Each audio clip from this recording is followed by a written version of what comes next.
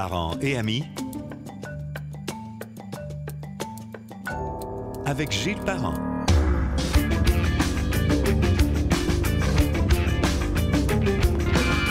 Bienvenue sur Parents et Amis que l'on retrouve sur les applications Spotify, Google Podcast, Balado de Apple et bien sûr sur gillesparent.com, également sur le Apple Store, pour un bon français, le magasin Apple. Vous pouvez retrouver l'application très simple mais très pratique de Parents et Amis, gillesparent.com.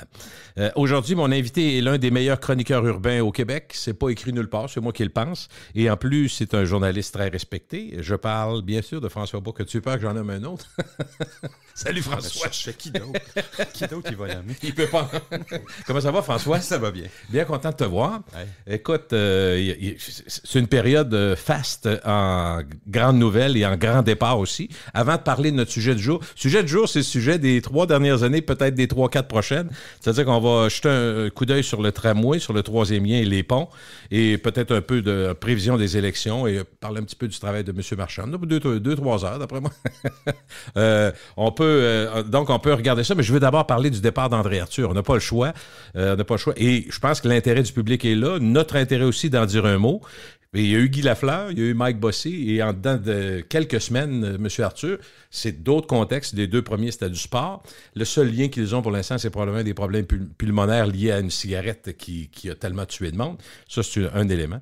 Mais M. Arthur, peu importe ce qu'on en pense, et tout le monde en pense quelque chose, et il était capable certains diront du meilleur et du pire, mais surtout d'attirer l'attention d'à peu près tout le monde. À la blague de toute ma carrière de radio, les gens disaient il y a autant de monde qui l'écoute pour l'haïr, mais qui l'écoute pareil. Alors, un monument, un géant de la radio, peu importe ce qu'on en pense, est-ce que c'est ce que tu remarques aussi? Oui, absolument. Je pense que le mot est juste. C'est un monument pour les bonnes et les mauvaises raisons. Absolument. Effectivement, il a marqué le paysage de la radio. Je pense qu'il a été un mentor pour beaucoup, pour quelques générations, je dirais, d'animateurs de radio. Probablement que tu le sais mieux que moi parce que tu as baigné dans ce. Quand j'ai commencé, François, en 78, moi, c'était l'homme, on dirait l'homme à battre, oui. L'homme à aller chercher, c'était celui qui dominait, c'est celui qui avait des codes d'écoute incomparables, il n'y avait pas de compétition jusqu'à ce que le zoo le batte. C'était l'homme à imiter aussi pour plusieurs. Oui. Il a été un modèle. Il a aidé beaucoup de monde. Il a aidé beaucoup de monde autour de lui. Oui. Dommage qu'il y ait un côté sombre à ce grand monument. Parce que je pense que tout le monde en convient, et ceux qui l'aiment comme ceux qui ne l'aiment pas, son intelligence, son talent de communicateur, son talent de vulgarisateur. Il est capable d'expliquer les choses avec le sens de la formule. Même le rythme en ondes. Prend son temps, des bonnes pauses. Tout le monde pouvait comprendre, le suivre. Il y avait ce talent-là, mais effectivement, il y avait un côté aigri et une méchanceté qui contrôlait, qui disait contrôler, mais pour ceux qui écoutaient, on trouvait ça incontrôlé, qui était inhérente à son travail. C'est drôle parce que quand je l'ai eu en entrevue, j'étais content de l'avoir en entrevue, pour plusieurs raisons, parce que je me disais, d'abord, on s'est raccommodé après 15 ans sans s'être parlé, ça, j'étais content. Je me disais, qu'on est des gens de radio qui ont eu un certain impact à Québec, c'est le fun de pouvoir se parler, puis je rêvais de pouvoir faire une entrevue où il me raconterait sa carrière, ce qu'il a fait. Mais tu sais, la phrase qui m'a marqué, puis j'ai dit ça, c'est André Arthur, il m'avait dit, je me rappelle pas d'avoir dit quelque chose que je croyais pas. Comme si c'était... Tu comprends ce que ça veut rien dire quand tu y penses, là. Parce que lui, il pense que c'est ça veut dire que c'est vrai. Fait qu'il jouait sur les mots. C'est ça, je sais pas dans quelle mesure il s'est créé un rôle puis qu'il a été ensuite prisonnier de ce rôle-là, ou si c'était vraiment son état d'esprit, sa façon de voir le monde et les choses. Moi, ce qui m'a toujours frappé, parce que évidemment, il faisait de l'information essentiellement locale, et il m'a toujours donné l'impression qu'il n'aimait pas sa ville, qu'il n'aimait pas Québec, qu'il n'aimait pas le Québec, ou enfin, où il en parlait avec beaucoup de mépris. En fait, c'était peut-être pas tant la ville que ce qu'il percevait comme ses élites, mais tous les acteurs de la vie de Québec, que ce soit dans le domaine politique, économique, médiatique et autres. Moi, il me donnait l'impression qu'il n'aimait pas sa ville. T'sais. On a vu d'autres animateurs de radio, après, qui pouvaient parfois être critiques de choses, puis ça n'empêche pas de critiquer, mais tu sens qu'il on aime la ville. Lui, il donnait l'impression, en tout cas, il me donnait l'impression qu'il n'aimait pas Québec. Les élites, il n'aimait pas les politiciens. C'est ça. Mais il l'était lui-même. Ça fait partie de l'homme controversé. De ses contradictions. Ben oui. Ben oui, parce qu'il y a eu les siennes comme on a toutes les nôtres. Mais c'est ça, on sentait que son modèle, c'était ce qui se passait aux États-Unis. Il trouvait là ses modèles de radio, mais son modèle politique, l'art de vivre, c'était tout américain dans le cas de Arthur. Ben, c'est ce qui le distinguait aussi. Oui. C'est toujours tout blanc ou tout noir. Hein. Il n'y avait pas de nuance avec Arthur. Puis moi, comme journaliste, ça m'agaçait parce que la vie n'est pas tout noir ou tout blanc. Je pense que si on veut être juste, si on veut être honnête, fair avec tout le monde, il faut faire ces nuances-là. Il y a des nuances, oui. Est-ce que tu as été des deux côtés de la personnalité? C'est-à-dire, as-tu travaillé près d'Arthur ou avec Arthur, puis après ça, être renié comme une vulgaire guenille? J'ai pas travaillé avec Arthur, mais tu sais... Collaborateur, quelque chose, non? Ça m'est déjà arrivé de lui parler en anglais. Okay. Oui, tout à fait, parce que je pense que c'est un gars qui savait reconnaître le travail de recherche fait par des collègues journalistes, puis il le mettait en valeur, puis c'était vrai, je pense, de ses collaborateurs dans les stations aussi. Là. Donc, il était... C'est ça, le meilleur et le pire, c'était vraiment ça. Je pense qu'il était d'une gentillesse, il était charmant, généreux, empathique envers les gens qui l'acceptaient dans son environnement ou ceux qui choisissaient d'endosser. Et il pouvait être d'une cruauté puis d'une méchanceté et d'un mépris envers les autres. C'était Arthur, ça. Oui, parce que quand tu as parlé de ces contradictions, dans le fond, quand il était, je sais, pour y en avoir parlé, je dis, Monsieur Arthur, vous avez été très critique envers à peu près tout ce qu'il y a de politiciens, puis les élites, les maires municipales, provinciales, fédérales. Quand vous avez été au fédéral, ça n'a pas été l'élève numéro 1 de la classe. C'est un des plus absents, un des moins présents en chambre. Puis finalement, dans le comté, je ne sais pas, là aussi c'est divisé. Des gens qui ont dit on l'a vu de temps en temps, tout ça, mais comment tu mesures ça, je ne sais pas. Mais tu sais, c'était quand même frappant, là. Et ce qu'il a fait à cette époque-là où il était élu, puis il continuait son travail de chauffeur d'autobus, et s'absentait de la chambre de commune. Essaye d'imaginer si c'est... Quelqu'un d'autre? C'est lui qui est au micro, puis il décrit le travail du politicien qui fait reçoit de l'argent public pour faire un métier, un travail, puis il le fait pas, il s'en va faire autre chose. Il aurait jamais accepté ça. Il serait fait ramasser. Il n'aurait pas accepté les autres. Ce que certains ne savent pas, c'est qu'il a essayé au municipal, au provincial, puis au fédéral. Il était élu au fédéral, mais il avait essayé au municipal. Oui, je me demande s'il n'avait pas essayé. Là, je ne veux pas induire les auditeurs en erreur. Certainement à Québec, il a tenté d'être maire de Québec, mais je pense qu'il avait tenté d'être maire de Sainte-Foy aussi. Peut-être aussi. Contre Mme Boucher. Où il y avait eu 30%, je pense, des voix, si je me rappelle bien, à peu près. En 2001, ça, contre Mme Boucher, mais ça serait à vérifier. Puis, donc, il y a comme M. Simoneau était dans la politique aussi, il y en a une couple qui ont essayé de toucher à la politique, mais lui, il était élu au fédéral, il n'a pas eu assez d'années pour avoir sa pension. Ça l'a toujours frustré un peu, mais en même temps, c'est les règles. Il a eu 2 mandats. C'est C'est qui est un peu déroutant, puis ça montre à quel point il y a des gens qui l'admiraient puis qui l'appréciaient, parce que c'est son premier mandat, il se fait élire comme indépendant dans Port-Neuf, il continue son métier. Ces choses-là sont sues, sont mises sur la place publique. Arthur n'est pas là, il ne fait pas son travail de député. En tout cas, il ne fait pas la partie du travail de député qui demanderait qu'il soit en chambre. Une élection arrive, il est réélu. Et non seulement il est réélu, mais les conservateurs, qui sont au pouvoir à ce moment-là, ont choisi de présenter personne. Ils ont présenté des candidats et conservateurs partout à travers le Canada. Il y avait une bonne proximité avec M. Harper, on est d'accord? Oui, où M. Harper a bien calculé qu'il ne battrait pas Arthur, puis aussi bien le laisser aller. De toute façon, il votait toujours avec les conservateurs. Oui. C'est ça. Si je voulais résumer un peu, parce que moi, j'ai travaillé avec le grand public aussi, là, on a fait de la radio populaire, il a été essentiellement aimé du public. Les élites, ceux qui se sont fait ramasser, puis ceux qui se sont fait critiquer, ceux qui se sont fait... Eux autres ont toujours été... Je dis pas que toutes les élites ont été critiques envers Arthur, plusieurs l'ont été, mais dans le grand public, je dis pas non plus que tout le monde l'aime, mais c'est là que ça a été sa plus grande force. Les gens disaient, il est showman, il dit la vérité, puis il a réussi à faire... Tu sais, quand je te disais la phrase qu'il a dite tantôt, il a réussi à faire croire aux gens que c'était toujours des vérités qu'il faisait, puis c'était vérifié, parce qu'il travaillait fort, il y avait des bons journalistes, puis il creusait. Mais quand je l'ai connu à mes débuts, ce qui est drôle, là, les gens s'en rappellent moins, c'était beaucoup du ultra-municipal.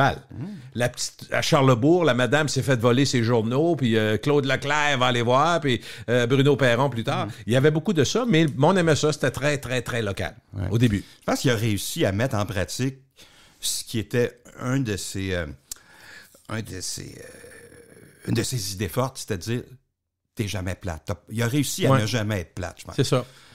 Ça ne veut pas dire que c'était toujours vrai, ça ne veut pas dire que c'était toujours pertinent, certainement pas toujours fair, tout ça. Il était tellement poursuivi. Puis, oui, c'est vrai qu'il y a beaucoup de monde l'ont admiré, beaucoup de gens l'écoutaient parce que c'est lui qui dictait l'agenda à une certaine époque, l'agenda politique. Et tu n'avais pas le choix de l'écouter, même si tu ne l'aimais pas, même si c'était pour le haïr, ou au moins pour savoir de quoi il parlait. Moi, comme jeune journaliste, je me souviens, quand j'ai commencé, j'étais au Journal de Québec à l'époque, puis on avait un chef de nouvelles qui, des fois, manquait d'idées le matin, puis il écoutait Arthur, puis ouais, mais là, peux-tu reprendre ça? Oui, mais là... On est à la solde de deux. Ça nous agaçait parce que souvent, c'était des histoires qui avaient été un peu amplifiées. Il manquait une version de l'histoire. Arthur, il lançait une idée ou une hypothèse en ondes, puis à la gang, on sait tout.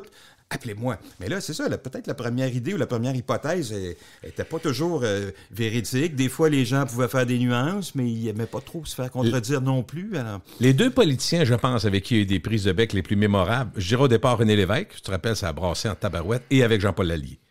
Jean-Paul Lallier, l'odeur de fumier, puis ça a brassé beaucoup. Puis l'enquête Scorpion aussi. Oui, ça, je pense que ça a été une époque où il n'a pas rendu service à sa ville. Il a contribué. C'était déjà une époque, fin des années 90, les 2000, où l'économie de Québec était... Vacillait, oui. Oui, était vacillante. Tu venais de perdre les Nordiques, tu as eu l'échec olympique. Puis l'économie n'allait pas bien. C'est à cette époque-là que le virage vers la diversification de l'économie de Québec s'est amorcé, la fin des années 90, pour aller vers du techno. Les fusions après, puis il y a eu des grosses... Et ensuite, évidemment, quand la bombe est arrivée, il a participé à ça, mais il a beaucoup récolté ce qui avait été semé par d'autres avant lui. Mais disons que Arthur était à contre-courant là-dedans. Il était plutôt celui qui minait la confiance de la région, s'attaquait systématiquement à tout ce qui était des projets ou un peu plus d'envergure et tout ça. Donc, on va dire qu'il y a des affaires qui n'ont pas changé, mais... À lire les commentaires que j'ai vus dans les jours suivant le décès de M. Arthur, je me disais, je pense pas qu'il va y avoir des funérailles nationales non plus, là. Parce que la polarisation est assez évidente. Ça ne demandera pas quelle rue on va... Non, pas tout de suite, effectivement. Bon, alors, écoute, il faut absolument parler de... Tu sais, si on voulait parler d'autre chose, j'ai lu des textes que tu as écrits dans Le Soleil, ça m'inspire aussi, parce que je me disais, bon, il y a une bonne analyse qui a été faite autant sur... Puis tous les thèmes finissent plus que jamais avec 6 mois de l'élection par se recouper, là. Le troisième lien, les ponts et le tramway, d'une certaine façon, on n'en sort pas. Puis j'ajouterais à ça, puis je me demande si c'est pas ça qui vient coiffer tout le débat. Puis je regarde, ces jours-ci, je le vois ailleurs aussi, le débat est très animé, notamment dans la presse, tout ce qu'on appelle l'étalement urbain. Oui. Qui est un modèle c'est la phrase de l'année, ça. Qui a été le modèle de développement en Amérique du Nord depuis la dernière guerre. Et puis, ça fait des décennies, moi, que je m'intéresse à ces enjeux-là et que c'est remis en question par les urbanistes, par des écologistes et autres. Mais là, on sent que c'est devenu le discours dominant chez à peu près tous les élus. On sait que ce printemps, la ministre des Affaires municipales, Mme Laforêt, est censée déposer une nouvelle politique sur l'aménagement et l'architecture au Québec. C'est très attendu. Et il y a toute cette réflexion-là sur le modèle nord-américain de l'après-guerre, le modèle de quartier qui s'étendent de plus en plus loin. Les banlieues étendues. Les quartiers de bungalows, de plus en plus loin, des quartiers qui sont construits et qui ne peuvent pas vivre sans l'auto.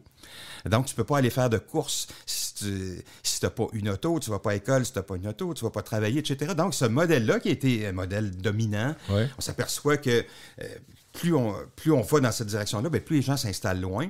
Donc, ça prend plus de routes pour venir, puis ils vont loin, là, demandent, une fois qu'ils sont rendus là, veulent des écoles, un centre de loisirs, une piscine et tout ça. Donc, il y a un coût public à ce type de développement-là, sans compter que tu bouffes des terres agricoles parfois, des milieux naturels.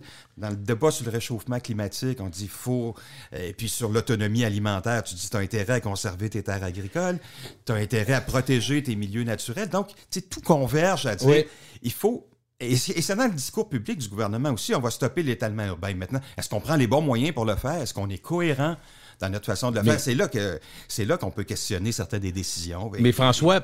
C'est dans ce contexte-là que le tramway, le troisième lien, l'état des ponts qu'on peut insérer. Ça revient, oui, effectivement. Mais dis-toi, je pense que tu as dû l'entendre. Moi, quand je regarde autour de moi, puis je jase avec mes amis, puis ceux qui prennent la décision, par exemple, d'aller sur la Rive-Sud un peu plus loin, ou ceux qui s'en vont à Port-Neuf, on en change.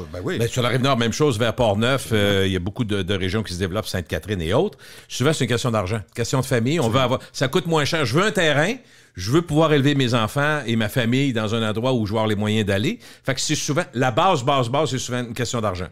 Tu sais, le principe d'étalement urbain, c'est rare que j'ai ça dans les discussions, moi. Non, il y a personne Les gens qui parlent de... il y a Je suis allé personne un peu qui plus dit, loin. Je vais aller faire de l'étalement urbain. Il n'y a personne qui fait comme ça. Il vient de t'as raison. s'ajouter une notion de plus.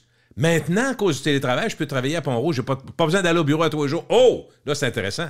Ben, Faut que ça s'ajoute aussi. Ben, si c'est ça, effectivement, tu as peut-être moins besoin d'être sur la route à l'heure de pointe, tu as peut-être moins besoin d'une grande route. Là, il faudra voir, ça va être quoi le véritable impact du télétravail à plus long terme. On sait qu'il va. Est-ce qu'on a maintenant la façon de faire qui va marcher pour les 10 prochaines années? J'en doute. Ça va s'ajuster encore. Mais tu as raison de dire qu'il y a une question d'argent. En fait, il y a deux choses. Il y a deux moteurs à l'étalement urbain. T'as pas les moyens, souvent des jeunes familles de vivre en ville. N'ont pas les moyens d'acheter en ville. Donc, tu vas... là où tes moyens, dans le fond? Tu vas aussi loin que tes moyens te permettent, ou jusqu'à temps que tu trouves quelque chose qui correspond à ton budget. Parfait. Ça, c'est la première... C'est le premier moteur. Puis deuxièmement, ben, c'est l'espèce de rêve américain où tu veux ta maison, ta cour, puis ta maison, pas juste ta maison, tu veux une maison neuve. Parce que le neuf fait partie de ce modèle-là. Je suis d'accord. Avoir une maison neuve, avoir ton coin de jardin, un environnement sécuritaire... c'est ça aussi le modèle de banlieue de l'après-guerre. Puis, tous ceux qui ont grandi dans ce modèle-là, ben, cherchent à le reproduire souvent. Puis, donc, c'est les deux moteurs de l'étalement urbain. Maintenant, l'affaire, c'est que ça conduit à une espèce d'inéquité ou d'inégalité sociale. C'est que quand tu fais ça, tu vas t'installer plus loin, là où il n'y a pas d'infrastructure, il n'y a pas de service public et tout ça, ben, tu es obligé d'en créer. Et puis là, c'est tout le monde qui y contribue. Alors, au même moment où tes écoles se vident au centre, où tes équipements au centre se détériorent, puis pourtant, tous les équipements sont déjà rendus, plutôt que de mettre de l'argent et puis d'entretenir tout ça, ben, tu t'investis en double pour le faire plus loin, puis tu te crées des nouveaux problèmes. On le voit, il y a toutes sortes d'exemples. À un moment donné, la ville grossit tellement vite qu'elle manque d'eau potable, elle n'a plus de routes suffisantes, on crée de la congestion. Bref, c'est tout ce modèle-là qu'on veut remettre en question. On a trois grands sujets qu'on veut décortiquer plus précisément. Le sujet qui divise encore la ville, évidemment, c'est le tramway, mais maintenant, je pense qu'on peut dire qu'on est sûr qu'un tramway va rouler dans la vieille capitale d'ici la fin de la décennie. Est-ce qu'on peut dire ça? T'as-tu encore des doutes? Moi, je ne le dirais pas tout de suite. Je pense que oui, j'espère que oui. Mais coup que les crédits... OK, explique-moi ça. Le vrai go-no-go sur le tramway, je pense, il va arriver quand on va ouvrir les enveloppes des appels d'offres. OK. Tout à coup, parce qu'on en parle beaucoup, l'inflation, la rareté de main-d'œuvre. 10-15 de plus partout. Et tout ça. Bon, je ne vais pas être prophète de malheur, mais tout à coup, tu ouvres les enveloppes, tu t'aperçois que c'est pas 4 milliards, c'est 6.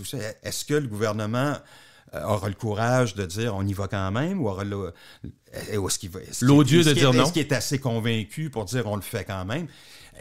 Moi, je pense que oui, il faudrait que ce soit ça, mais je me garderais juste une petite réserve là-dessus. Okay. La dernière étape, le vrai choix va se faire quand on va ouvrir les enveloppes. Est-ce que les débordements de budget, les défoncements... ça se dit-tu défoncement? Il me semble que je suis en train d'inventer un mot. Le fait de défoncer les budgets à Montréal va mettre une pression sur un refus éventuel à Québec? Si tu as accepté de développer le métro, le REM et autres à Montréal, puis tu dis non, Québec, le seul gros projet depuis 50 ans... Ben, c'est, disons, le plus gros de l'histoire. On va le dire comme ça. Ouais. C'est le plus gros projet en investissement. Pour un seul projet, c'est le plus gros. Ouais. Il y a eu d'autres grands projets, d'autres gros projets. Il y en a eu même qui ont respecté leur budget. C'est arrivé, ça, parfois. Mais aujourd'hui, ça va être plus difficile. Mais je disais juste la comparaison Québec-Montréal, ça fait une certaine pression. Tu peux pas dire oui tout le temps à Montréal puis non à Québec, une seule fois.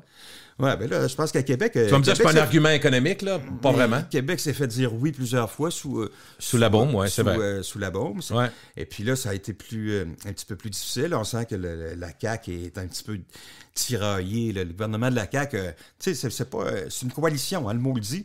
C'est pas tout le monde qui pense pareil, puis il y a des gens qui y croient pas, puis d'autres qui y croient. Mais juste dans la réponse... Moi, j'ai senti que c'est le PM qui a mis sa main sur la table et qui a dit c'est terminé, on y va, parce que Mme Guilbeault puis les principaux responsables dans la direction du parti étaient plus ou moins d'accord. Là. C'est ce qui est le plus déroutant dans ce projet-là, parce que normalement, tu dirais tu as un investissement de 4 milliards ou peut-être plus. Tu dis c'est les députés, c'est le caucus de la région qui vont être ceux qui vont pousser pour avoir ce projet-là, pour Ouais. que ça se réalise. Surtout, comme Mme Guilbeault, le bout de la ligne de tramway se rend dans sa circonscription. C'est eux autres qui devraient tirer pour ça.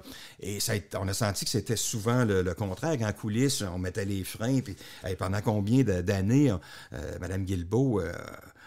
on a senti que le mot tramway lui répugnait. Elle ne le disait pas en public, comme si elle voulait protéger des électeurs qui ne sont pas favorables à ça. Donc, alors qu'à Montréal, il y a aussi des problèmes avec le transport en commun, puis les projets de REM et tout ça. Et là, on vient de tirer à plug sur le projet de la caisse de dépôt pour un REM dans l'est de la ville. Le projet, on souhaite qu'il se fasse autrement.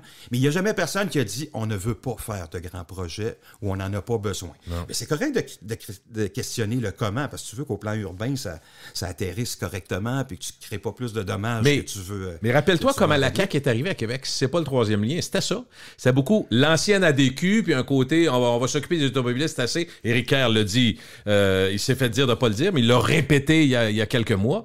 Fait que, la genèse de cette ben, j'allais dire l'amour pour l'auto, c'est un peu fort, là, mais de la CAQ qui était plutôt pas pro-banlieue, mais pas tant que ça pro-centre-ville et transport en commun. Ouais, c'est un peu simpliste de le dire comme ça, mais regarde la carte. Regarde la carte politique au provincial, puis les circonscriptions du centre, c'est celle que détenait pas la CAQ, là, c'est Québec solidaire. Là, la CAQ est allée chercher Jean Talon qui lui échappait à l'époque.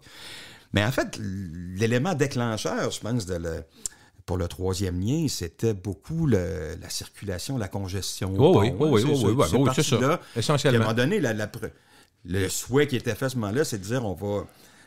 pour décongestionner, on va faire un autre lien. Puis on va le faire bien loin à l'est. Mais là, cette hypothèse-là, à première vue, OK, ça peut paraître raisonnable. On va ajouter un pont, on va enlever du trafic sur les deux premiers. Mais là, quand tu te mets à questionner, OK, à quel endroit on le fait, avec quel impact, puis est-ce que vraiment les gens qui prennent les ponts actuellement ont un intérêt à faire un détour au départ, on parlait de l'île d'Orléans. Là, ça s'est rapproché. On dit, mais c'est par le centre-ville de Lévis. Mais même ça, quelqu'un qui habite Saint-Romuald puis qui travaille à l'Université Laval... ça n'a rien à voir. Il n'y a pas beaucoup d'intérêt. On mettra autant de métro, de tramway dans le tunnel qu'on voudra. On ne va pas faire de détour, je pense. Non. Donc, on ne le fait pas pour les gens qui sont coincés dans le trafic en ce moment.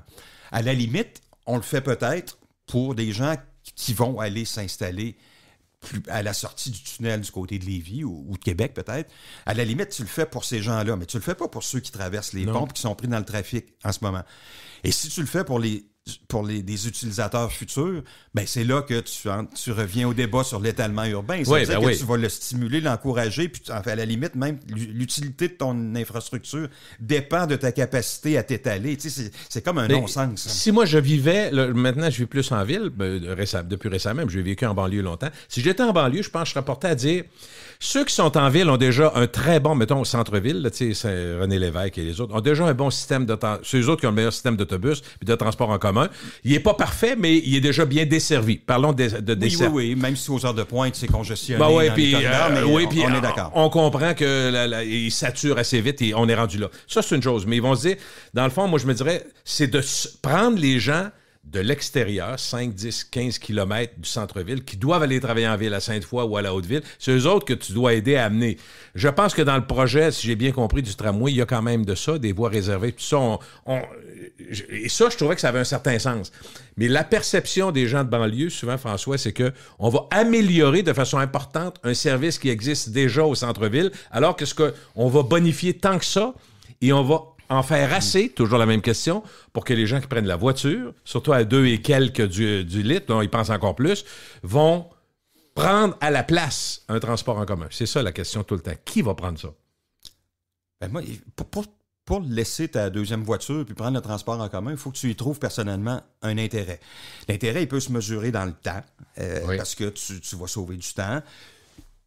Il va se mesurer dans le confort de déplacer. En ce moment, dans les autobus surchargés, embués, l'hiver, avec des sur des rues ou des artères chaotiques, tu te fais brasser. C'est épouvantable. Il n'y a pas de plaisir, c'est pas confortable. Donc, je pense qu'il y a un enjeu de confort. Je suis d'accord. Si tu trouves un Je moyen l'ai de transport- découvert récemment, moi, François, en prenant plus les 801, 800 Ouais. sur René Lévesque. J'ai dit, on se fait tomber bras. Puis même les chauffeurs d'autobus, j'ai parlé à un, il dit, nous autres, quand on est capable, là, on se tasse à gauche. Parce qu'à droite, il y a des manœuvres. Ding, bang, bang. Les gens lèvent quasiment dans les airs. C'est ça, Confort. Je pense que ça peut C'est jouer. un élément. Le temps de déplacement, le confort, la rentabilité de ton temps de déplacement. Dans un autobus, pense pas à lire ou à travailler. Dans un tramway qui est plus stable, c'est comme dans un train de banlieue. Ça brasse beaucoup moins, ben oui. Là, tu as une chance. Donc, c'est un Tu temps peux que même écrire à l'ordi, réutiliser. peut-être. Oui. Peut-être que tu peux le faire. Donc, il y a ça. Il y a le coût, évidemment, le coût du billet de transport et le coût du stationnement que tu n'auras peut-être pas besoin de payer en ville. Ça peut devenir un argument. Mais au-delà de ça, il faut que ça soit pratique. Et puis, en ce moment, c'est sûr que les réseaux ne sont pas pratiques assez pour convertir des gens au transport en commun. C'est ça, le projet de tramway, si on revient au début, quand il a été mis sur la table, c'était un plan à la grandeur de la ville. Oui, il y avait un tramway. Qui était l'armature du réseau, et on allait en profiter pour redéployer toutes les autres lignes et pour venir les rabattre sur le tramway. Ça a été ça pendant un bout de temps. Et ensuite, quand la CAQ est arrivée et a dit on va changer le trajet du tramway, et ils en ont profité pour dire on va tout le volet autobus et express qui était associé au projet de tramway. Le gouvernement a dit, je vais le prendre à ma charge, au lieu de le laisser dans le projet de tramway. C'est une façon aussi d'autoriser une hausse de coût du tramway en le prenant à sa charge, sans perdre la face. La face, moi, je trouve que c'était très intéressant. C'était habile, c'était très habile. Sauf que depuis ce temps-là, on n'en entend pas parler du projet, parce qu'il y a toute une série d'express pour lesquels on veut créer des voies réservées sur les autoroutes, tous les autoroutes nord-sud, sur de la capitale, etc. Donc, si tu habites Val-Bélair, tu vas pouvoir prendre cet express-là, des voies réservées, puis rentrer en ville ou rentrer à Sainte-Foy. Bon, pareil pour le reste de la couronne. Donc, ça, c'est quelque chose qui peut être intéressant pour des gens de la banlieue. Et on ajoute à ça, moi, j'ai toujours trouvé qu'on n'insistait pas suffisamment. On commence à en parler, mais ce qui est le plus prometteur, moi, je trouve, pour le transport en commun, c'est ce qu'on appelle les flexibus. À la carte, quasiment, là? C'est le service presque à la carte. C'est quasiment un taxi plus gros. Oui, un taxibus, mais c'est ça. C'est dans les quartiers moins denses, ceux où ça ne vaut pas la peine de faire passer un mode de transport en commun ou même une ligne d'autobus. Monétairement, ça doit être bon pour le RTC. Si tu ne roules pas des autobus vides, je ne sais pas si on peut le calculer. Je n'ai pas vu les calculs. Je ne sais pas si on est capable de les faire maintenant, mais je me place du point de vue de l'utilisateur. Okay. Si tu es chez toi... À Val-Bélair, mettons, c'est un bel exemple. Par exemple, dans un quartier de Lac-Saint-Charles. C'est ça. Chez toi, puis tu as une application où tu le fais, je passe au marché des applications. Puis si dans 5 minutes ou dans 10 minutes, va au coin de la rue chez toi. On va être là. On te ramasse, puis on va t'amener au bout de la ligne de l'Express, exemple. Puis là, tu n'attendras pas ou tu vas attendre à l'abri un petit peu. Ton Express te rentre en ville ou te rentre ton lieu de travail ou te rabat sur la ligne de tramway. Là, je pense que tu commences à avoir quelque chose qui peut être intéressant. Une coche en haut, là. C'est parce que sinon, il faut que tu partes de chez vous à la pluie ou dans la tempête pour marcher 20 minutes pour te rendre à une ligne d'autobus qui va passer dans 1 heure. Tu le feras pas. Tu le feras pas. Puis les gens ne le font pas en ce moment. Ou en tout cas, c'est très marginal dans la périphérie, la proportion des gens qui prennent le transport en commun. Moi, je crois beaucoup à ça. En fait, le genre de flexibus, même, je sais que c'est pas dans les plans immédiats, mais... C'est moi qui dirigeais le RTC. Il me semble, je penserais à ça. J'essaierais de développer ce genre de service-là dans tous les quartiers, pas juste dans la périphérie, même à Sainte-Foy, les quartiers de bungalow qui sont plus loin, qui sont pas sur le corridor du tramway. C'est de trouver une façon de rendre ça intéressant pour que les gens disent « OK, plutôt que de prendre mon auto pour y aller en ville, il est là dans 4 minutes, j'ai le temps. Dans 4 minutes au coin de ma rue, il m'amène sur la ligne de tramway que j'attends pas. Prioritaire partout. Pas de stationnement. Ben là, c'est ça la différence avec les métrobus. Les métrobus, il n'y a pas de priorité. Ils sont arrêtés au feu de circulation. Il y a trop d'arrêts. Ils sont arrêtés au feu de circulation tout le temps, sont pris dans le trafic, se congestionnent l'un l'autre aux heures de pointe. C'est ça, je pense qu'il y a un gain. C'est comme le métro, tu te poses pas la question quand tu vas prendre le métro dans une autre ville, quand est-ce qu'il va arriver ou tu regardes pas l'heure. C'est pas long. Il va arriver. Il va arriver, ça sera pas trop long. Fait que, je pense que c'est un petit peu ça le modèle. Puis le tramway, c'est ça, c'est quand je dis le confort, c'est dans des petites choses aussi, je pense. Tu Tu sais, prends l'autobus, ben, tu fais la file pour rentrer par la porte d'en avant avec le chauffeur qui clique. Tu sais, le tramway, ben, c'est toutes les portes qui s'ouvrent en même temps, comme dans un métro. L'entrée se fait vite. Je ne sais pas comment va se faire la facturation. Est-ce qu'on va faire confiance aux gens? Est-ce que ça va être des billets électroniques? Je ne sais pas comment ça moi, va pour l'avoir fonctionner. fait une couple de fois en Europe, j'ai dit, des fois, j'ai l'impression que personne... À Londres, une fois, je me disais que l'autobus 2 étages rouge, là, j'ai dit que personne ne me demandait rien. Je l'avais acheté parce que... Mais, tu sais, pour que ça évite... Ils ont dit, lui, il est correct. Non, mais honnêtement, justement, je me disais comment un contrôle, mais je pense que c'est random. C'est un peu comme dans les trains. Même les TGV, quand tu veux que ça évite, de temps en temps, ils vont passer systématiquement, mais des fois, ils vont prendre du monde. OK, montrez-moi votre billet. Ils vont, tu sais, ça, tu peux, aléatoirement. Ça, tu peux décider de le vérifier. Mais si tu veux que ça évite, faut que ça rentre de partout, puis ça sort de partout. Tu sais, à la limite, il y a aussi des villes ou des équipes politiques. C'est le cas de Transition Québec à l'Hôtel de Ville. Eux autres, ils prônent de la gratuité dans le transport en commun pour tout le monde. Je ne sais pas si c'est une si bonne idée, là, pas sûr, mais c'est parce que financièrement, il faut que ta société de transport puisse fonctionner. Mais en même temps, imagine, on met la gratuité demain matin dans le transport en commun. Ça se peut-tu que ça a un impact important sur la fréquentation du transport? Comme à l'université, là, avec il y a eu un vote qui s'est pris pour rendre ça plus ça a l'air que ça marche pour les étudiants. Alors, ça peut jouer. T'sais, si l'objectif, c'est si tu baisses ton trafic de 10-15%, ben c'est assez pour plus qu'il y ait de bouchons, c'est assez pour plus tu as besoin de troisième lien, peut-être. C'est assez pour... Non, mais c'est... Tout ça doit être, j'imagine, c'est drôle parce faire que l'objet de réflexion. La nouvelle variable, la vraie nouvelle variable, à part tout ce qui a été changé dans le projet, c'est le travail à distance. Oui. Est-ce que ça change complètement la pression sur le réseau? Ça change certainement, complètement, sûrement pas, mais ça change quelque chose. Parce que autour de moi, j'ai des gens qui travaillent dans des grandes compagnies d'assurance. Il y en a 15-20 000 à Québec. Il y a beaucoup, pas de compagnies, mais d'employés. Puis la mixité semble être une demande de plusieurs, c'est-à-dire un mélange de... Est-ce que ça va ressembler à 3 jours, 2 jours, 2 jours, 3 jours? Ça risque d'être ça.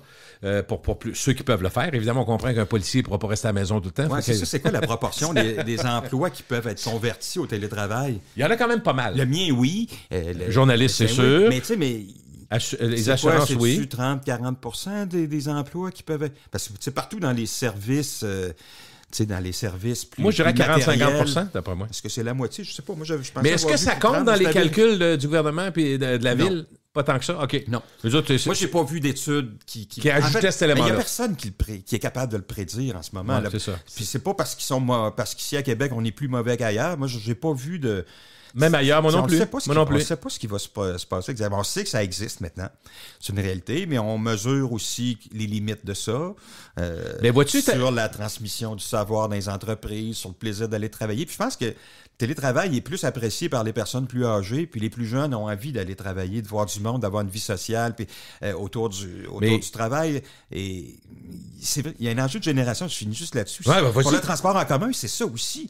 Tu le fais pas pour les gens de notre âge qui ont 60 ans et plus, qui ont vécu toute leur vie avec une auto. Je ne le prendrai pas. Moi, ça va juste me déranger, les travaux. Puis ça, il y a une génération plus jeune qui est plus intéressée, plus sensible à ces enjeux d'environnement. Ce qui me frappe, là. Ben oui. Et tout ça. Puis les employeurs, des gros investisseurs immobiliers vont le dire, je viens à Québec parce qu'il y aura un transport en commun. Sinon, l'intérêt pour Québec est pas le même. N'est pas si grand. Est pas le même. C'est curieux. Ben, écoute, tu vas me dire que c'est une évidence, mais moi, depuis quelques mois, parce que c'est plus pratique, puis je suis en ville, je prends souvent le 801-800, qui est une colonne vertébrale importante, les métrobus.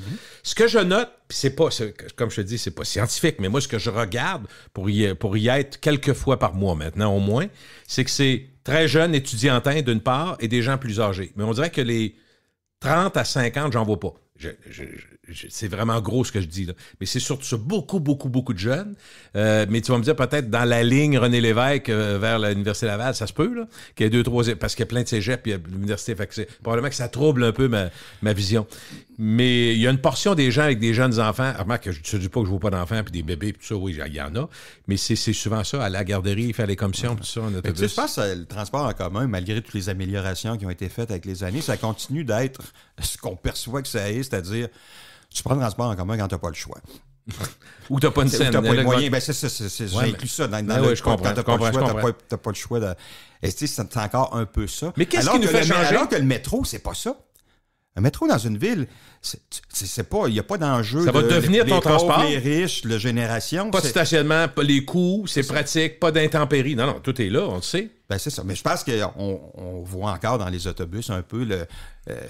Mais souvent, les comportements, tantôt on parlait de la banlieue, l'étalement, tout ça, on disait le prix des terrains, tout ça.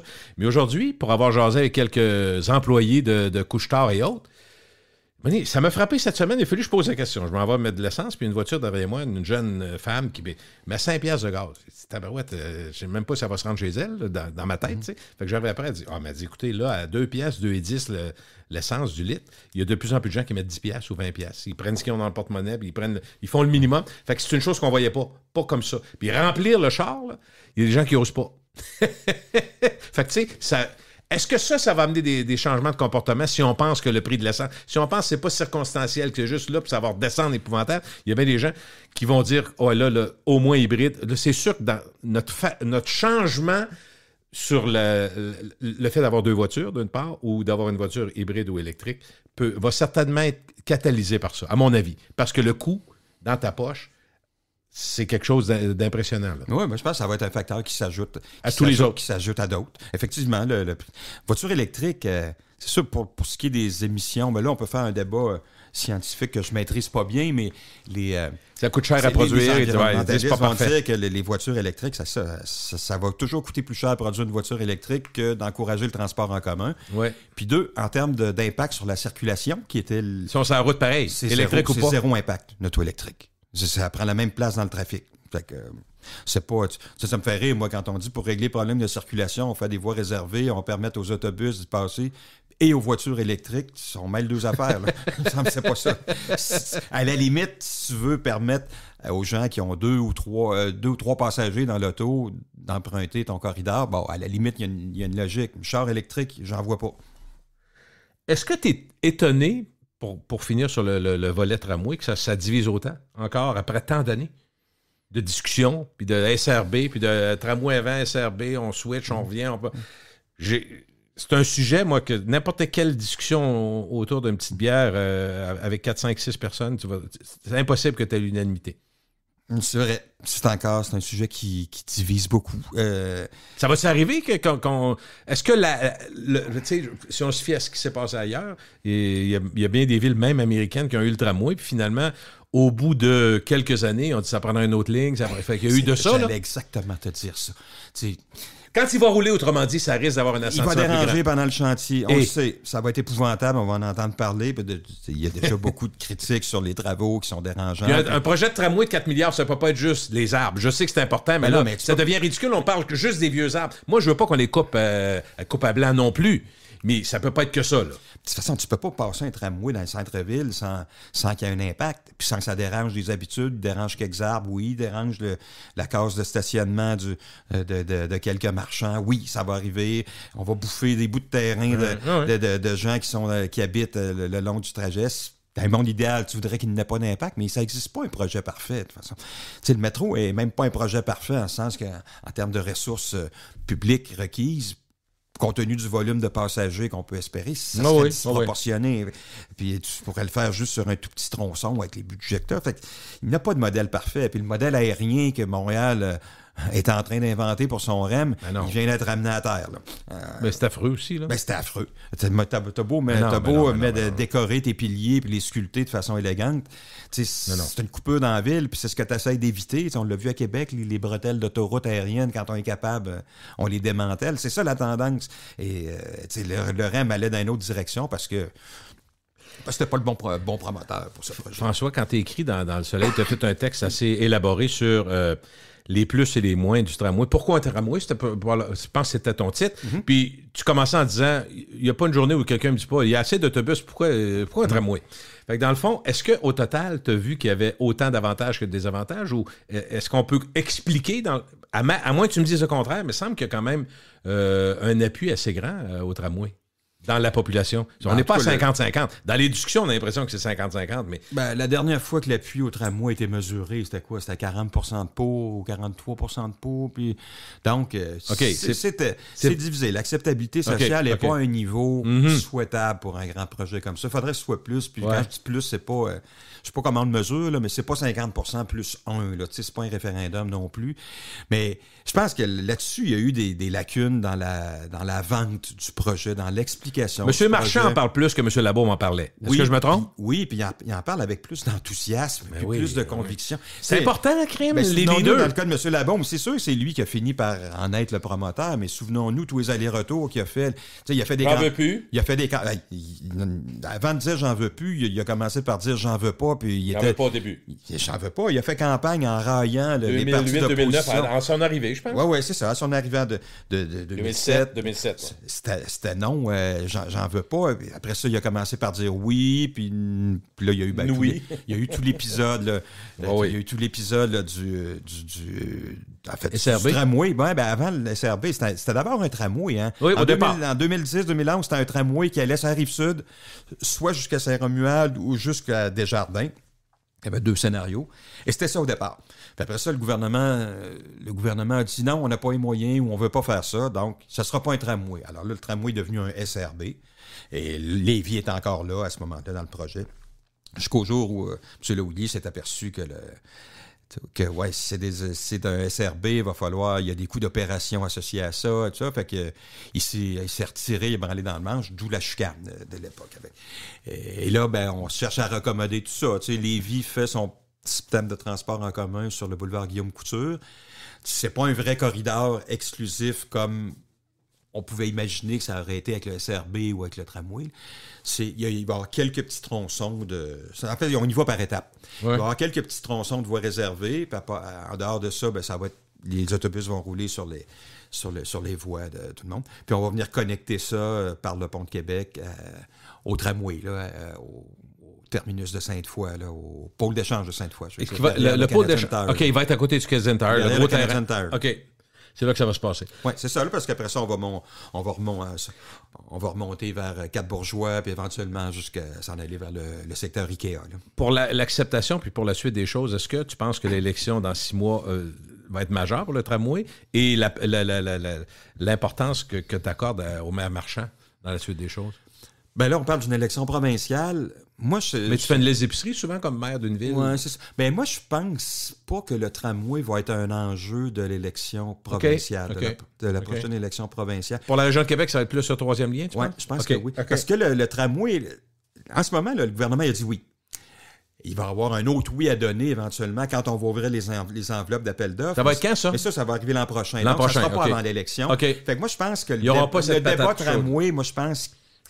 surtout à partir du moment où, on l'a vu dans le dernier mois, où le gouvernement a accepté de lâcher prise un petit peu, puis de pas essayer d'imposer à la Ville de Québec comment tu vas passer ta raille au coin de René Lévesque puis de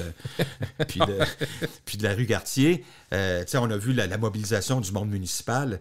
D'ailleurs, j'ouvre une parenthèse ici. Oui. C'est assez intéressant de voir ce qui se passe en ce moment, parce que Marchand a été, je ne dis pas l'instigateur de ce mouvement-là, mais à un moment donné, il a mis le pied à terre, Marchand. Oui.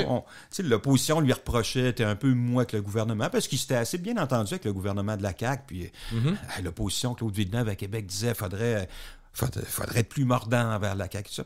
Et là, quand est arrivé l'épisode de la voie réservée qu'on voulait aménager sur René Lévesque pour permettre le passage du tramway. Oui, c'est ça. Pour permettre le passage du tramway à cet endroit-là, on a dit, on va restreindre la circulation dans ce secteur-là. Alors, c'était le projet de M. Marchand, et puis M. Labaume avait le même, d'ailleurs. Et puis là, on a entendu les élus de la CAQ, puis le caucus dire non, puis de faire écho à tous les gens qui se trouvaient dérangés avec ça. Puis à un moment donné, on a senti que le gouvernement était défavorable à ça, puis en faisait même une condition de son financement. Jusqu'au jour où, tu l'évoquais tout à l'heure, M. Legault, on a compris qu'à un moment donné, il a mis le pied à terre, il a dit c'est assez. On le fait. Puis on se mêle plus des Il affaires. y a avoir des villes. sondages. Il marche beaucoup avec des Il y sondages. a peut-être eu des sondages, mais il y a aussi eu à ce moment-là une mobilisation. Des autres maires. Des autres maires Oh. partout au Québec qui ont dit non, à Québec, il a raison, le gouvernement ne se mêle pas de l'aménagement. Il y avait un bon de argument. l'urbanisme. Il disait, vous aimez pas ça, vous autres, quand le fédéral vient se mêler de vos C'est affaires, ça. quand on va dans vos champs de C'est ça. compétences, pourquoi vous le faites au municipal? Et ça, C'était bon, ça? Et ça, je pense que personne n'avait mesuré ce mouvement-là Ouais. des villes qui sont L'Union. intervenues. Et je pense que ça a joué. Tu sais, parce que là, tu t'en vas en élection municipale, élection en fait, provinciale à l'automne. Puis là, c'était tous les maires contre toi là-dessus. Fait que ça, c'est le premier élément de la mobilisation. Le deuxième, c'est sur la question de l'étalement urbain. On y revient encore. Je voyais ça ces jours-ci encore. Ouais. Ça nous a comme échappé, mais quand on regarde tous les morceaux ensemble, le nombre de maires de nouvelle génération qui ont été élus ou qui sont maintenant aux commandes des grandes villes, c'est impressionnant. Ben, puis j'aurais envie d'inclure... Une vision plus moderne. Oui, tout à fait. Puis j'aurais envie d'inclure Mme Plante là-dedans parce qu'elle incarne aussi ces valeurs-là d'aménagement plus respectueux, ordonné, plus durable, beaucoup de transports en commun. Donc, Montréal, on était déjà là-dedans. Mais là, tu as un maire à Laval qui dit la même chose. Oui. Tu as une mairesse à Sherbrooke qui dit la même chose. C'est des bonnes villes, là. À Drummondville, à Québec. Donc là, je ne sais pas que c'est la totalité des villes, mais tu as un noyau fort de grosses villes du Québec qui disent c'est là qu'on veut aller maintenant.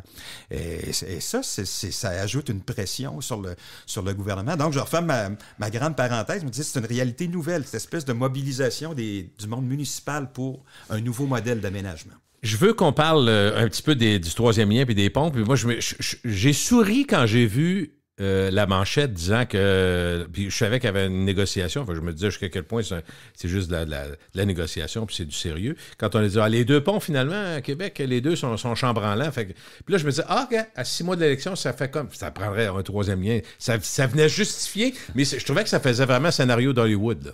C'est pour ça que j'ai souri. Jusqu'à quel point on peut se fier à ce qui a été mis comme rapport sur la santé des deux ponts? Moi, je me suis plus intéressé au pont de Québec qu'au pont La Porte, honnêtement. Mais quand on regarde les rapports, puis moi, je parle aussi à des gens là, qui ne sont pas censés, mais qui nous parlent quand même. Ça t'intéresse depuis longtemps? Qui nous parlent quand même. Je veux pas te vieillir. Non, mais c'est ça. Mais les rapports techniques, ce qu'ils nous disent sur le pont de Québec, c'est le pont est solide à court terme. Mais ce qu'on sait aussi, c'est qu'à long terme, le pont peut être solide, il peut être éternel même. Il avait déjà dit un ingénieur du ministère des Transports qui était chargé de ça, mais à condition de bien l'entretenir. Puis bien l'entretenir, ça implique, dans certains cas, faire de la peinture préventive sur des pièces que tu ne peux pas remplacer. Parce que dans le pont de Québec, il y a des pièces qui se remplacent, d'autres qui ne se remplacent pas. D'ailleurs, on en remplace souvent, puis c'est même une stratégie économique, c'est-à-dire que des fois, tu laisses rouiller jusqu'à 30%, le métal est encore solide, puis ensuite, tu remplaces. Ça coûte moins cher que de peinturer à tout installer. Ben écoute, c'est compliqué. À cause des coûts là, d'échafaudage, puis de récupération des débris et tout ça. Fait que... Et ça, l'entretien à long terme qui peut assurer la pérennité du pont à long terme, ça, le CN le néglige. Donc, à court terme, la sécurité du pont n'est pas en péril. En fait, la portion la plus abîmée du pont de Québec, c'est le tablier. C'est celui qui a été endommagé par des décennies de circulation routière et de celle de déglaçage. On a stoppé la détérioration du pont lorsqu'on a aménagé il y a quelques années les deux barrières. Il y en a une qui est vitrée, l'autre qui est opaque sur le pont de Québec. Là. Ils ont ce rôle-là, je ne savais pas. Oui, ils ont ce rôle-là. C'est pas pour rien qu'on les a fait, c'est parce qu'on évite avec ça l'éclaboussure des selles de déglaçage, des produits de déglaçage qui contribuent à détériorer la structure métallique. Mais il est trop tard. Ce tablier-là, il est détérioré. Ça, tout le monde en convient. Puis par contrat, le gouvernement du Québec, le ministère des Transports, a l'obligation de le remplacer et il va le faire. On le voit là, dans les programmes d'immobilisation, ça s'en vient. Pour l'instant, c'est évalué à 200 millions. Peut-être que ça va être plus, mais ça va se faire dans les prochaines années. Mais c'est moins cher qu'un autre pont, là, d'accord? Qu'à 203, même 300 millions, l'entretenir. Quand tu sais que tu vas faire 30, 40, 50 ans. C'est ça. Fait que cette portion-là va être réaménagée. Après ça, le débat se poursuit là, pour le reste de la structure. Là, on sait que le gouvernement fédéral a accepté de redevenir propriétaire du pont. Il avait été pendant longtemps. Va redevenir propriétaire du pont, mais il a mis quelques conditions pour reprendre le pont, puis assumer le risque qui est lié avec ça, parce que va falloir que c'est quoi les conditions? Les conditions, c'est qu'il y a une participation financière du CN et du ministère des Transports, qui sont les deux utilisateurs du pont. Dans le fond, fédéral, provincial et CN. En ce moment, le fédéral n'est pas impliqué dans le pont de Québec. En ce moment, le pont est propriété du Canadien national et le MTQ paye un loyer pour utiliser OK, le pont. Je pense que c'est 7-8 millions par année. Bon. Et le CN, lui, entretient la structure minimalement pour assurer la sécurité, tout ça. Voilà. Ça, c'est le modèle actuel. Dans le nouveau modèle, le fédéral va redevenir propriétaire du pont, mais là, le CN va devoir payer un loyer. Le gouvernement du Québec va devoir continuer à payer un loyer. Et le CN va devoir aussi compenser un petit peu le fédéral. En plus de son loyer, il va falloir qu'il compense le fédéral en disant le risque associé au pont, comme je te transfère le risque, ben ils vont donner de l'argent au fédéral. Là, ça c'est le fédéral qui va l'entretenir, rendu là. C'est le fédéral qui va l'entretenir. Okay. Mais là, ce qui a changé dans la donne, puis c'est là qu'on peut se demander jusqu'où il y a de la politique ou pas, c'est que le gouvernement du Québec, depuis 1949, a toujours payé un loyer pour passer sur le pont de Québec. Toujours. Pendant des années, c'était un loyer qui était dérisoire. Ça avait été négocié à l'époque de Duplessis. Je pense que c'était 25 000 $ Deux charrettes, un cheval, toi. Mais c'était dérisoire, le coût du loyer. Surtout que c'est le MTQ qui a détérioré le pont avec ses salles de déglaçage. Alors, ça a été renégocié. Donc, l'entente actuelle fait que c'est à peu près 7 millions par année. Mais là, le gouvernement Legault, l'an dernier, ce qu'il a dit, c'est quand il a su que le gouvernement fédéral allait devenir propriétaire du pont, il a dit moi, je ne paye plus de loyer. Je ne veux plus payer de loyer. Il a toujours payé. Là, il dit, je ne veux plus en payer. Il dit, à Montréal, Pont Jacques-Cartier, Pont Champlain, qui sont propriété, en fait, c'est la Société des Ponts Jacques-Cartier fédérale, finalement. La ville ne paye pas. Le MTQ ne paye pas. Alors, moi, je ne veux pas payer. Question d'équité. Fait que là, ça, c'est l'argument du... Alors là, on voit un petit peu, on est dans une espèce de cul-de-sac. Tu sais, bien des gens qui pensent que le gouvernement du Québec le sait bien qu'éventuellement, il va payer pour l'utilisation puis participer à la peinture d'entretien, mais tant que tu laisses courir le doute sur l'état du pont, sur le fait qu'il est peut-être fini, tout ça, bien là, tu viens nourrir l'argumentaire en faveur du troisième lien. Vous voyez bien, ça prend un troisième lien, les ponts sont finis. Dans une moindre mesure, on voit un peu la même chose avec le pont Laporte. C'est comme par hasard, il y a toujours eu d'entretien sur le pont Laporte et on continue des gros travaux tout le temps. Le pont n'est pas menacé. On fait ce qu'il faut pour l'entretenir, mais là, tout à coup, on laisse couler de l'information. Il est à risque. C'est ça. En fait, c'est qu'on a voulu instrumentaliser le pont de Québec au cours de la dernière semaine. C'est que les ingénieurs du gouvernement sont en grève, pour placer le contexte. Les ingénieurs sont en grève. Ça peut pas être rien que du hasard. Et là, quand il y a une grève, il se passe quoi? Ben là, tu t'en vas au service essentiel, en arbitrage des services essentiels, pour savoir combien d'ingénieurs vont rester au travail, tout ça. Et dans le cadre des audiences de services essentiels, les gestionnaires du ministère des Transports sont venus dire, ben là, regardez l'état des ponts, là, c'est dramatique, donc il faut garder tous les ingénieurs au travail, ils sont essentiels. Puis là, quand le syndicat a pris ça, plutôt que de dire, ben non, le pont, il n'est pas tout à coup en mauvais état, puis la preuve que c'est une stratégie, c'est... Je pense dans les 17 régions administratives du Québec, les gestionnaires ont dit la même chose en service essentiel. Tout à coup, toutes les structures étaient rendues en mauvais état, puis c'était urgent de les maintenir. Le syndicat, plutôt que de calmer le jeu, a pris ça, puis l'amplifié, il a dit, regardez, les ponts sont en très mauvais état, puis le gouvernement nous en a caché l'état. Je pense que c'était pas très habile de la part du syndicat non plus. Alors, les deux ont voulu utiliser ça à leur fin personnelle, en semant un doute dans la population qui n'a pas sa raison d'être, d'après ma compréhension. Compte tenu de ce qu'on a dit sur le tramway, qui a été d'abord un tramway, suivi d'un SRB, d'un autre tramway, puis une nouvelle mouture de tramway, est-ce que tu penses encore que même la CAQ pourrait nous arriver à un moment donné avec une autre volte-face en disant « Ouais, les tunnels, finalement, ça coûte trop cher, on va faire un troisième pont ». J'aurais de la misère à dire, c'est sûr que parce qu'il y avait d'abord le tunnel le plus grand au monde, ce qui était un peu ridicule, 10 milliards, tout ça. Après ça, on est rendu, là, on l'a mis un peu plus, entre guillemets, raisonnable, on baisse de 3-4 milliards. Mais je suis pas sûr que c'est, entre guillemets, coulé dans le béton, cette affaire-là. Non, c'est pas coulé dans le béton. De toute façon, c'est fait quand? Ça arrive, c'est 2032, si j'ai compris, 33? C'est l'objectif en même temps, ce moment, mais là, on a commencé ici et là à faire quelques forages, mais on ne sait pas encore dans quoi on creuse. En fait, on s'en doute, en dessous du lit du fleuve, c'est pas pire. Quand on va arriver sur la Rive-Nord, c'est là que ça va être pas mal plus compliqué quand on va creuser dans le roc? Non, dans le mou. Quand on va creuser dans le mou, un tunnel, c'est plus compliqué quand on creuse dans le mou. Dans le roc, si tu fais ton trou, c'est correct, éventuellement, tu vas faire ton béton, mais quand tu arrives dans le mou, il faut que tu construises ton tunnel en même temps, ou à peu près. Là. Et puis, on le sait que c'est mou dans Limoilou. Fait que, non, il y a des enjeux techniques évidents. Est-ce que la CAQ pourrait reculer? C'est sa grande promesse électorale. Oui, c'est ça, ça serait étonnant. Dans la région de Québec. C'est sûr, ils ont déjà nuancé un petit peu le projet. À l'époque, ça devait être un lien à l'est. Là, on l'a rapproché plus proche de... En tout cas, dans le cas de Québec, c'est plutôt centre-ville. Dans le cas de Lévis, on est dans l'est de la ville de Lévis.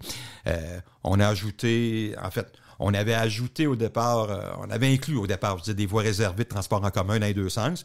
Là, dans la nouvelle mouture, c'est disparu, ça. On a dit...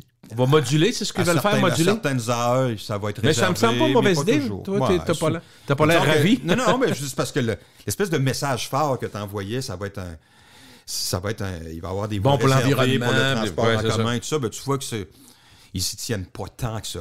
Est-ce que c'est vivable? Oui. Tu sais, surtout au début, il n'y aura pas tant de trafic que ça, moi, je pense. Non. Mais c'est ça aussi. Mais on peut faire toutes les réflexions, les discussions techniques. C'est toute la question des besoins qui continue de ne pas être clairement démontré. En tout cas, ça ne répond pas à un besoin actuel. Le gouvernement nous répète toujours pour les camionneurs. Les camionneurs qui pour leur éviter de faire le tour de la ville, d'encombrer les autoroutes de la ville. OK, je veux bien, mais quel camionneur? Le camionneur qui utiliserait un troisième lien parce qu'il arrive de Saguenay, puis il s'en va dans le bas du fleuve. Il y en a combien de camionneurs qui passeraient par Québec sans s'arrêter à Québec pour livrer ou ramasser quelque chose? Et puis il transporte quoi? Puis pour aller où? Il n'y a aucune information. Zéro. On continue de répéter cet argument-là, mais c'est pas documenté d'aucune façon. Moi, je trouve que ça reste la grande faiblesse de ce projet-là. Tu n'as pas documenté les besoins. Ça va être quoi le vrai impact sur la circulation? On ne le sait pas. Puis, Lévis est une ville qui devient de plus en plus autonome et indépendante au plan économique. C'est 80% des déplacements à Lévis qui se font inter-rives, qui se font, je dis, sur la rive sud. Les gens ne traversent pas. Quand tu regardes même les quartiers qui se développent en périphérie puis en étalement urbain, ils sont là comme ça, à Saint-Apollinaire et autres, 80% des déplacements se font sur le territoire de la rive sud. C'est des gens qui vont se déplacer soit dans leur ville ou pour aller au centre-ville de Lévis. Dans un rayon assez mais ils restent à la rive sud. La plupart du temps, ils restent sur la rive sud. Donc, le besoin de traverser est pas... Lévis n'est plus une ville dépendante de Québec. Il y a beaucoup plus de services. Ben oui, ça n'a rien à voir. Il y a tous les services, tous les commerces, l'université, le centre de congrès. C'est une ville qui est plus dépendante de Québec comme elle a pu déjà l'être à certains moments. Donc, et ça, il me semble que ça devrait aussi être mis dans la balance. À Trois-Rivières, il y a juste un pont. L'argument de dire si le pont tombe, on fait quoi? C'est vrai, à première vue, c'est un bon argument, mais Trois-Rivières a juste un pont. Si le pont tombe, on fait quoi? Il y a toujours une part de risque. Est-ce que ce risque-là, tu le juges raisonnable ou vivable? J'ai une couple de sujets, je vais me garder pour une prochaine rencontre parce que je veux qu'on l'élabore, mais j'ai quelques petites questions courtes pour toi. Je voulais avoir ton avis sur M. Labaume qui écrit dans un quotidien de Montréal. Ça a fait auprès de certains médias, pas une esclandre, mais certains ont dit ça n'a pas de bon sens, ça se peut plus. Je voulais savoir ta première perception que le maire de Québec écrive dans la presse. Est-ce que tu vois comme un journal national ou un journal de Montréal? Je pense que la presse, objectivement, c'est un journal qui a une envergure nationale. Je pense que c'est clair. C'est des sujets, c'est sûr. Il y a une couleur locale aussi, mais c'est certainement un sujet. C'est étonnant pour toi. As-tu été surpris? Pas tant. Je pense que M. Labaume a aimé. Il y a peut-être que le travail de maire était certainement exigeant puis a pesé sur sa santé, mais je pense que c'est quelqu'un qui aimait la visibilité, qui aimait les caméras. Je pense pas. Il n'y a rien d'insultant à le dire comme ça. C'est sûr, il avait promis, je ne ferai pas la belle-mère, mais il ne fait pas la belle-mère à Québec, il le fait à Montréal. OK. Moi, j'ai hâte de voir dans quelle mesure il va aborder des sujets d'actualité ou pas, parce que là-bas, il peut être intéressant sur toutes sortes d'autres enjeux de santé mentale, des enjeux de vraiment sociologie, la société. Il s'intéresse à ça, puis il y a un regard là-dessus qui peut être intéressant. Je pense qu'il écrit bien. On pensait que c'était toujours son attaché de presse qui écrivait ses textes, mais on a découvert à quelques moments, ou de son père notamment, puis à d'autres, qu'il y avait une belle plume, donc il est capable d'être écrit. Puis en même temps, est-ce qu'il y a eu des offres à Québec? En plus, moi, je suis de l'extérieur, je me dis, il y a une offre à Montréal, puis ça l'intéresse. Parfait, je vais y aller. Ouais. Je sais pas, pour quelqu'un qui a promis de ne pas jouer à belle-mère, de venir dire dans un journal Québec? de Québec, je vais commenter l'actualité. Je sais pas, je ne vais pas parler pour mes patrons. Là. Moi, comme journaliste, ça t'aurait plus surpris? Qui utilise encore il y a beaucoup de textes où je continue de parler de M. Labaume, continue de comparer, c'est normal. critiquer, tout ça. Il était là, on fait toujours ça. On l'a fait avec M. Lallier, on l'a fait avec M. Quand t'es là, tu retournes un peu juste un peu 14 en arrière. ans là, au pouvoir, ça se peut, là. Fait que c'est ça, de l'avoir comme collègue, pas assis à côté de moi, j'imagine qu'il fait du télétravail, là, mais ce qui voudrait dire qu'il a appris à opérer un ordinateur, ce qui serait déjà quelque chose qui serait déjà en soi une nouvelle. Non, il n'était pas très techno, M. Labo, il serait le premier à le reconnaître. Moi, je trouve ça plus simple qui ne soit pas dans mon journal. OK, parfait. C'est clair. Moi, Mais je voulais avoir ton comme avis. journaliste, plus simple. C'était pas une grande surprise pour toi, mais en même temps... Je ne dis pas que ça aurait été une erreur. Non. Plus simple. Plus simple, parfait. Plus libre. Est-ce que le maire Marchand, ça c'est une autre question que j'avais en tête, a réussi à créer son style? Est-ce qu'il s'est déjà affranchi de l'air la bombe à tes yeux? Oui. C'est arrivé très vite. C'est vrai, hein? Moi aussi, je pense ça.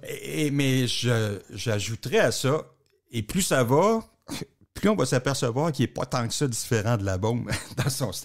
Jusqu'à maintenant, il a toujours été plus respectueux des personnes, des autres points de vue. Ça, c'est une grosse différence. Mais tu sais, on l'a vu, on en parlait il y a un instant dans le petit débat sur la voie réservée. Il est capable d'avoir un ton très cassant, très mordant aussi. Je ne changerai pas d'idée, tu sais, quand il dit non, je ne changerai pas. Ça. Fait que, tu sais, là, on a retrouvé un ton un peu, pas arrogant, mais un ton un peu sûr de lui, confiant, puis une part de bluff, peut-être. Mais donc, ça, c'était du la bombe, ça. Oui. C'est ça. Mais c'est ça. Autrement, je suis absolument d'accord qu'il a imposé son style, le sourire plutôt que le ton grognon. Tu sais, je pense que on pourrait le résumer presque à ça, là, à part la couleur des espadrilles. Mais non, je pense qu'il a imprimé son style. Là, tu sais, on va voir, il y a des gens qui répètent toujours, tu sais, si tu veux vraiment connaître quelqu'un, donne-lui du pouvoir. C'est là que tu découvres qui est vraiment quelqu'un. Là, jusqu'à maintenant, il était minoritaire. Là, on sent le... Tranquillement, il y a un glissement. Oui. Il n'est pas encore majoritaire au Conseil. Ça peut-tu arriver, tu penses? Oui, ça peut arriver. Oui. Ça se peut. Mais pour une raison bien simple, tu sais, l'opposition principale, le parti de Mme qui était celui de Mme Savard, qui est rendu celui de M. Villeneuve, l'ancien parti de Régis Labaume. Tu sais, au plan des idées, de la vision... Ça se ressemble beaucoup. En quoi ce parti-là, à quoi le parti de M. Marchand s'est distingué ou se distinguait, c'est par le style, le respect démocratique. Ça, là-dessus, il y a une différence. Mais autrement, sur la vision de la ville, l'aménagement, d'ailleurs, M. Marchand n'a pas mis la hache dans les projets initiés par M. Labaume. Au contraire, on regarde.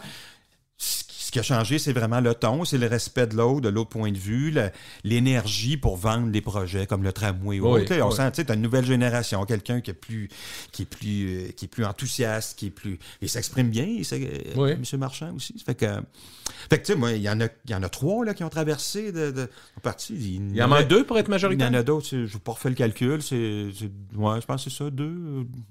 2, 3, pas plus.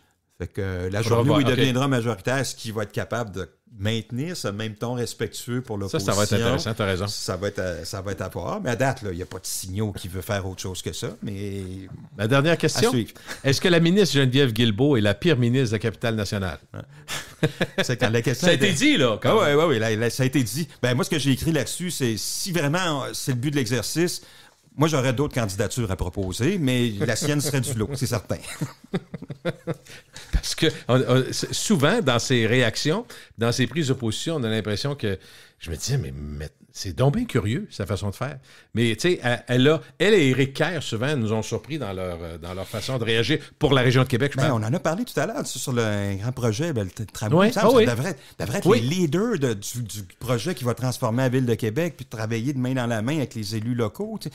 Pour des décennies, pour des... C'est ça, et puis là, t'as l'impression que c'est celle qui avait les pieds sur le frein. Je comprends qu'il y a des opposants au projet. Je comprends que dans le caucus, elle était aussi un peu la représentante du caucus régional. Donc, t'es un petit peu coincée, elle veut écouter ses collègues, elle entend les critiques. Bon, ce qui n'est pas mauvais d'être à l'écoute des critiques quand t'es au pouvoir, mais à un moment donné, t'auras envie que quelqu'un tire un peu. Puis c'est pas juste sur le projet de tramway. L'espèce d'atome crochu de complicité avec les gens de la région, là, on la sent pas beaucoup. Là. Mais si quand tu compares à d'autres qui ont fait les Hamad ou même Agnès Maltais ou d'autres avant elle qui ont... Tu as l'impression que c'était qui incarnaient vraiment la région de Québec. Dans son cas, c'est plus difficile, on le sent pas. Si on se fie à l'habituelle façon de se déployer de la politique à l'approche d'une élection, d'après moi, le ton va changer dans les prochains mois. Là. On va avoir une autre façon d'essayer de charmer. J'ai hâte de voir, mais je pense que... Là, il y en a un joueur nouveau là, pour Éric Duhem? Ben oui, c'est ça. Là, ça va... Pour la région de Québec, c'est intéressant. Je me garde ça comme prochain sujet. On garde ça. Okay. La prochaine fois, François, merci beaucoup. Écoute, François Bourque du Journal Le Soleil. Le prochain coup, on parle d'Éric Duhem et des élections à venir. Salut.